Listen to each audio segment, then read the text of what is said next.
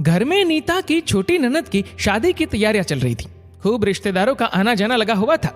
नीता सबकी खातिरदारी करते हुए थक जाती और वह समय पर खाना भी नहीं खा पाती। 2 दिन से उसे चक्कर भी आ रहे थे। उसको लगा ज्यादा भागदौड़ की वजह से ये सब हो रहा है। सुबह 6 बजे से जो नाश्ता पानी में जुट जाती, सबको नाश्ता कराते हुए टाइम का पता ही नहीं चलता। और ससुराल में बहुओं के लिए नियम था कि नहाकर ही भोजन या नाश्ता करना है। नीता जल्दी काम की वजह से नहाकर पूजा पाठ करके तुरंत काम में लग जाती। वह सोचती सब काम के बाद खाना खाएगी और जैसे तैसे खाने बैठती कोई न कोई पुकार लेता। ससुर जी ने कहा, बेटा वो गुड़िया की शादी के गहने संभाल कर रख देना। जी पापा जी।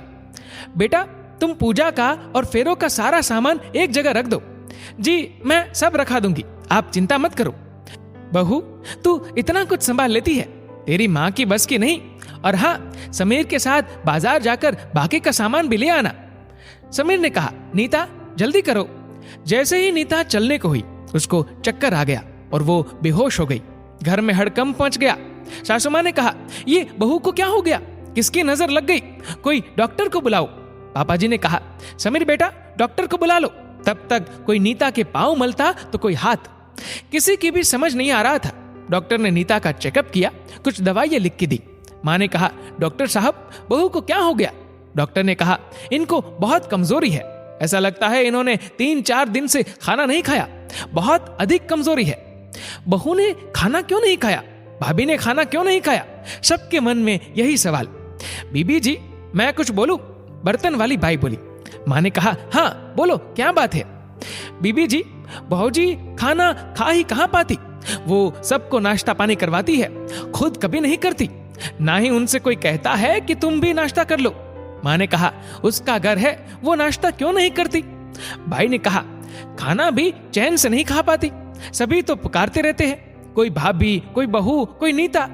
अच्छा चुप रह, तुझे बहुत पता है, माँ जी बोली। पापा ने कहा, बहू को होश आ रहा है। नीता ने कहा, मुझे क्या हो गया पता नहीं, एकदम से चक्कर आ गया। पापा ने कहा, खाना नहीं खाओगी तो यही होगा ना, तुम नाश्ता भी नहीं करती हो, क्यों। पता है तुम्हें सुबह नाश्ता करना बहुत जरूरी है, कल से सबके साथ बैठकर नाश्ता करोगी और खाना भी खाओगी। पर पापा मैं नाश्ता बिना नहाए बनाती हूँ, मैं कैसे खा सकती हूँ। पापा ने कहा, सब क्या नहाकर खाते हैं। मम्मी जी ने कहा, पर वो घर की बहू है, उसे चाय नाश्ता नहाकर करना चाहिए, घर की बहू को पूजा पाठ के बाद ही खाना चाहिए। पापा जी ने कहा, ऐसा कुछ नहीं है, नाश्ता बिना नहाए भी कर सकते हो, और अब हमें भी तुम्हारे खाने का ध्यान रखना होगा।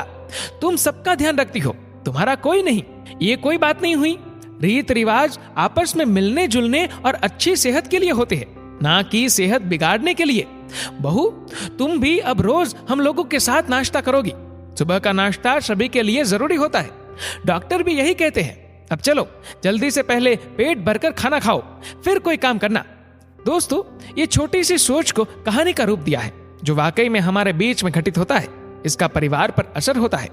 दोस्तों आपके इस वीडियो के बारे में क्या राय है, नीचे कमेंट करके जरूर बताएगा। और अगर आपको वीडियो अच्छा लगा हो तो वीडियो को लाइक करेगा, शेयर करेगा ज्यादा से ज्यादा लोगों तक, और ऐसे ही और भी इंस्पिरेशनल वीडियोस के लिए सब्सक्राइब करें हमारे यूट्यूब चैनल को और फेसबुक पर फॉलो करें हमारे पेज को। धन्यवाद।